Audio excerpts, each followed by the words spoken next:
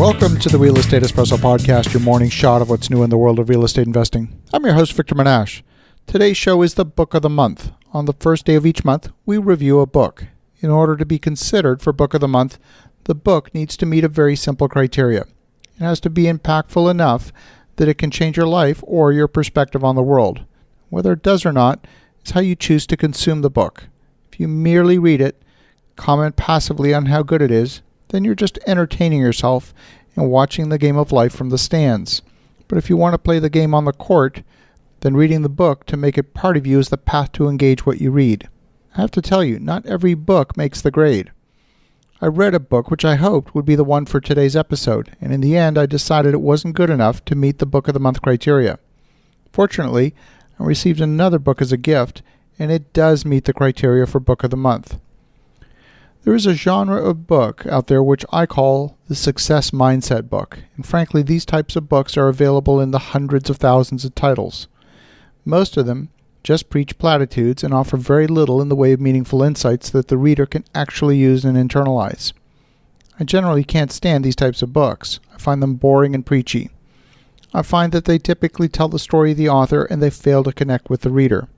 But our book this month is the exception to that sweeping generalization. Tracy has developed a massive following over the years because he has figured out how to connect with his audience. He's studied with the likes of Jim Rohn, Les Brown, Mandino, Zig Ziglar, and Wayne Dyer. He's part of that upper echelon of the self-improvement gurus. Tracy's book is Get Smart, How to Think and Act Like the Most Successful People and the Highest Paid People in Any Field. Core to this book is the notion that there's a correlation between successful people and their time horizon. Successful people plan further into the future and are highly future-oriented. Everyone, and I mean everyone, is on a quest to improve their situation. How they approach that improvement is where the difference lies. The alcoholic seeks to feel better in the moment and uses a drink to get immediate change in their emotional state. But the further in the future, the greater the impact and the greater the compound effect of working towards a specific goal. Tracy's premise is that your most powerful tool is the one you carry with you everywhere you go. The ability of the human mind to develop solutions simply by thinking is unparalleled in our universe. Thinking is the hardest work we do as humans, which is why so many people avoid it at all costs. There are those who think, there are those who think that they think, and then finally the vast majority who would rather die than think. It's not enough to think. We're thinking all the time, but most of that thinking is useless stream of consciousness. One random thought after another. Some people think quick, some people think slow. Both have their place.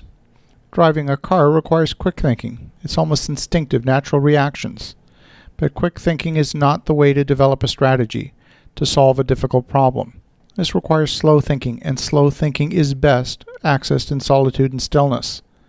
The author contrasts informed thinking versus uninformed thinking. He compares goal-oriented thinking versus reaction-oriented thinking, and he compares result-oriented thinking versus activity-oriented thinking. These are just some of the ideas explored in the book, Get Smart, by Tracy.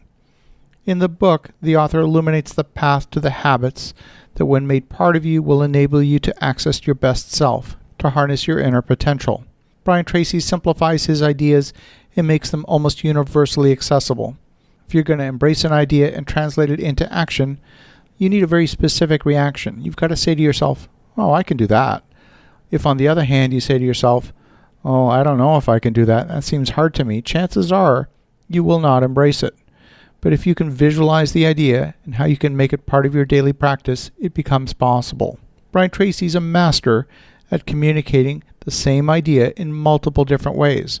It doesn't matter whether your preference is analytical, philosophical, story-based, or methodical. He finds a way to connect with the broadest possible audience.